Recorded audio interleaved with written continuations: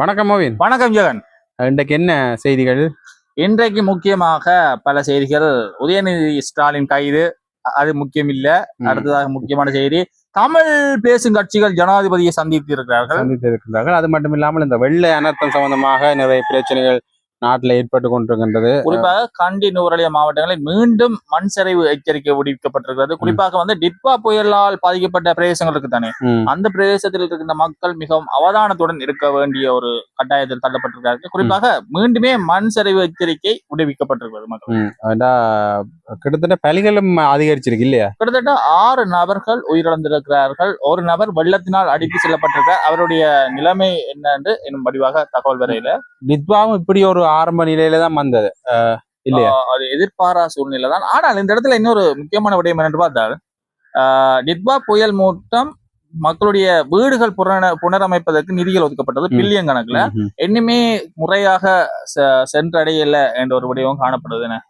இது இந்த பிரச்சனை கேட்க இன்னொரு பிரச்சனை மாநசபை தேர்தலுக்கு ஒதுக்கப்பட்ட நிதியை தான் இதுக்கு பயன்படுத்தினவேன்னு சொல்லியிருந்தாரு.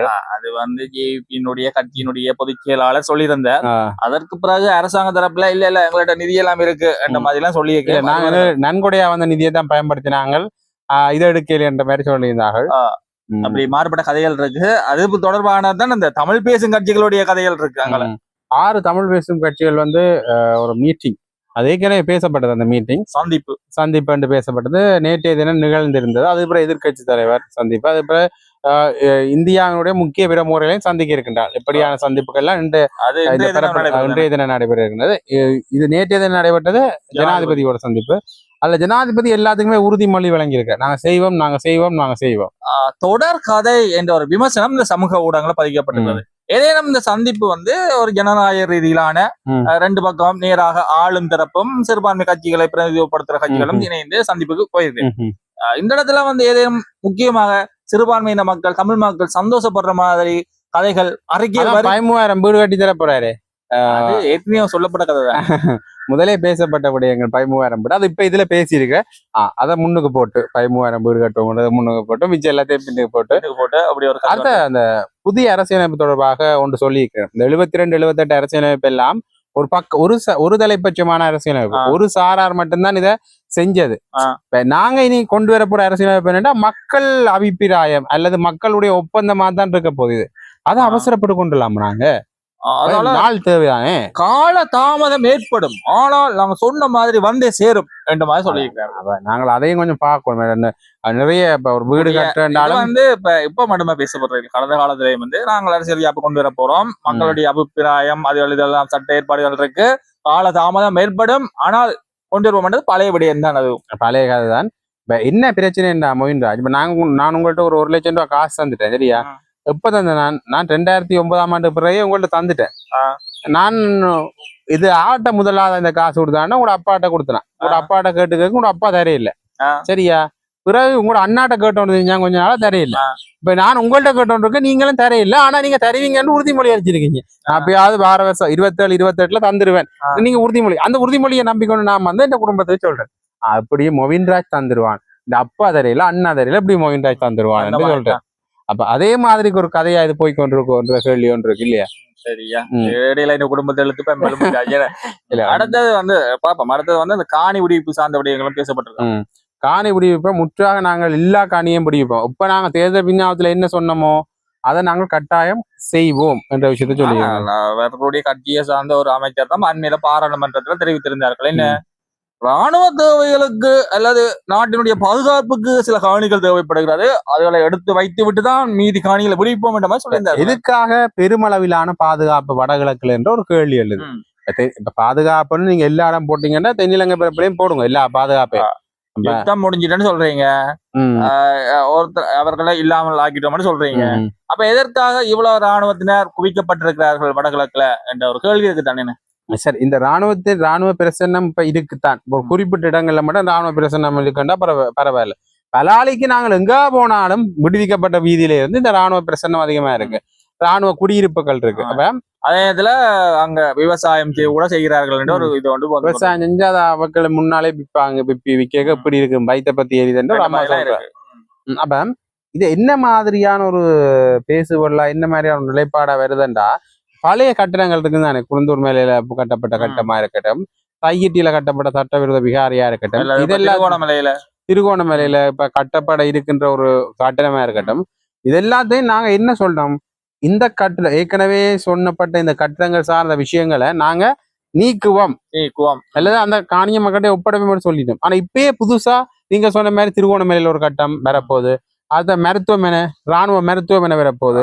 அவ பழைய கட்டிடங்களை மக்கள்கிட்ட கொடுப்போம். எந்த ஒரு இடத்துலயும் அந்த தையிட்டியில கட்டப்பட்ட விகாரைக்குரிய காணியை தான் கொடுப்போம் என்று சொல்லியிருக்கேன். அந்த காணியை கொடுப்போம்னு சொல்லல. தையிட்டியில விகாரைக்குரிய காணி விகாரைக்கு, மக்களுடைய காணி மக்களுக்கு. அது விகாரைக்குரிய காணியே இல்ல. ஆனால் அவர்கள் பாசையில விகாரைக்குரிய காணி விகார கட்டினா அது விகாரைக்குரிய காணி. இப்ப நான் மோகன்ராஜன் வீட்டை போய் நான் வீடு கட்டினா அது இந்த வீடுன்னா வீட்டுக்குரியது, நான் தான் காணி வேண்டியதான் காணப்படுது. அப்ப இதுல மக்களோட நிலைப்பாடுகள் என்ன, தமிழ் மக்கள் சார்ந்த நிலைப்பாடுகள் என்ன வெளிப்படுத்தப்பட்டிருக்கு இந்த மீட்டிங்ல என்றுதான் கேள்வி. வெளியில வந்து எல்லாரும் பாராட்டினோம், ஜனாதிபதியோட காய்ச்சிருந்தோம், ஜனாதிபதிக்கு வாழ்த்துக்கள், அவர் காய்ச்சிட்டு அப்ப எங்களுக்கு அடுத்த முறை மாகாண சபைக்கு ஓட்டு போடுவோம். அப்படியா? இல்ல அப்படி இல்லை. என்னண்டா முதல் நல்லாட்சி காலத்துல ஒரு நல்லாட்சி காலத்துல ஒரு பேரம் பேசல செய்திருக்கணும், ஆனா செய்யல, சுமூகமா போனேன் என்ற ஒரு கதை இருக்குதான். அதே மாதிரி இப்பயுமே சுமூகமா போயில சில இடங்கள்ல பாரியல அதுல விட்டு கொடுத்து போற பேர் இல்ல. யானை தன் தலையில தூக்கி மண்ணை தூக்கி போடுற மாதிரி தமிழ் மக்கள் தலையில மண்ணை தூக்கி போட்ட மாதிரி இருந்திருக்கு. இன்னொன்று வந்து இது இப்ப இருக்க தென்னிலங்கை பரப்புல இருக்கிற ஊடகம் ஒரு செய்தி வெளியிட்டு இருக்கு. இன்னும் அதாவது இதுவரைக்குமே 5 சிறைச்சாலைகள்ல கலவரம் நடக்கும் என்று ஒரு குழு ஒன்று ஆலோசி செஞ்சிருக்கான். இது பின்னால அரசியல் இருக்கான் கிட்டத்தட்ட வெளிக்கிற பெண்கள் சிறைச்சாலையில குறிப்பாக 5க்கும் மேற்பட்ட சிறைச்சாலைகள்ல கலவரம் தூண்டப்படும் என்ற மாதிரி சொல்லியிருக்கிறார். அப்ப நாங்கள் ஏற்கனவே நேற்று மீட்டிங்களை பற்றி காய்ச்சிருந்தோம். நிறைய மீட்டிங்கள் எல்லாம் நடக்குது, எதுக்காண்டி நடக்குது, என்னத்துக்கு நடக்குதுன்னு தெரியல. அப்ப இதன் பின்னணியில அவர்கள் இருப்பார்களா என்ற மாதிரி ஒரு ஊடகம் வந்து வெளியிட்டிருக்கு. அதே மாதிரி ஒரு கல்யாண ஊடகத்துல வந்து ரணிலும் கோட்டாபய ராஜபக்ச முன்னாள் ஜனாதிபதிகள் 2 பேரும் சந்திச்சிருக்கணும். சந்திச்சு என்ன காய்ச்சினு தெரியல. ஆனா அதுல முக்கிய அரசியல் பிரிவும் எல்லாம் அந்த கல்யாண வீட்டுல ஒரு கலந்துரையாடல் ஒன்றையும் மேற்கொண்டிருக்கின்ற விஷயம் தெரிய வந்திருக்கு. ஏன் இந்த கல்யாண வீட்டுல எல்லாம் கலந்துரையாடல் மேற்கொள்றது தெரியுமா? நானும் மணமக்களை வாழ்த்தது நானும் நீங்கள் வெளியில போய் ரகசியமா போய் 2 இடத்த கதைச்சு வைங்க, எல்லாரும் பாத்துட்டு 2 பேருமே இப்படி காய்ச்சி எழுதிடுறாங்க. இப்ப போற காலச்சூழல வேற மாதிரியும் கதை கட்டி விட்டுருவாங்க. அப்படி எல்லாம் யோசிப்பாங்க. அதுக்காண்டி நானும் நீங்களும் ஒரு கல்யாண வீட்டுல போய் காய்ச்சி வந்தோம்னா, கல்யாணோட போயிருக்கான் போன இடத்த காய்ச்சிருக்காங்கப்பா. இது தனிய இந்த கதைக்கல, இதுல ஒரு ரகசிய கூட்டமும் இல்ல. கல்யாண வீட்டுக்கு போனாங்க, அவரும் சொந்தக்காரன் இவளும் சொந்தக்காரன். இப்ப நாங்க அரசியல்ல தான் வேறுபட்ட கொள்கை இருக்கே தவிர எங்களுக்கு நாங்கள் எல்லாம் மாவனம் வச்சாருந்த அரசியல் நாகரிகம் இந்த மாதிரியான கதை. இப்ப பொது வழிகள்ல மோவின்ராஜ் இந்த கூட்டணி எதிர்கட்சிகளோட கூட்டணி சம்பந்தமா பேச 2 பேர் பெரிய கூட்டணி. யாரு? சஜித்தும் ரணிலும். சஜித்தும் பெரிய கூட்டணி இல்ல, சஜித்தும் ரணில் அவரான பிரதான எதிர்கட்சி தலைவர். சஜித்தும் ரணிலும் பெரிய கூட்டணின்னு பேசப்படுது. ஆனா மறைமுக எல்லைக்குள்ள கோட்டாம் ரணிலும் சில மீட்டிங்களை வைக்கிறார்கள். பொது வழிகள்ல ரணிலும் சஜித்தும் ஒரு மீட்டிங்ல ஒரு பெரிய ஆக்களா காண்பிச்சுட்டு மறைமுகத்துல ரணிலும் கோட்டாவும் சஜித்தும் ரணிலும் காண்பிச்சுட்டு பொது வழியில மறைமுகமா ரணிலும் கோட்டாவும் ஒரு ரகசிய கலந்துரையாடல்களை நடத்துறதும் ரகசியமா அடுத்த கட்ட மீட்டிங்ல வைக்கிறதும் எதுக்காக என்ற ஒரு கேள்வி எழுந்திருக்கு. அப்ப இந்த கலவரங்கள பின்னணியில் இவர்கள் இருக்கின்றார்களா, அடுத்த கட்ட அரசியல் நபர்கள் இவரால் தான் நடக்க போதான்ற பல கேள்விகளுடைய விரிகின்றது இன்றைய செய்தி பரப்பு. ஆகவே தொடர்ச்சியாக காண்போம். முக்கியமாக உதயநிதி ஸ்டாலின் கைது செய்யப்பட்டார். தேவையில்லாத நியூஸ். நன்றி வணக்கம். அதே தான் நானும் சொல்றேன். நன்றி வணக்கம்.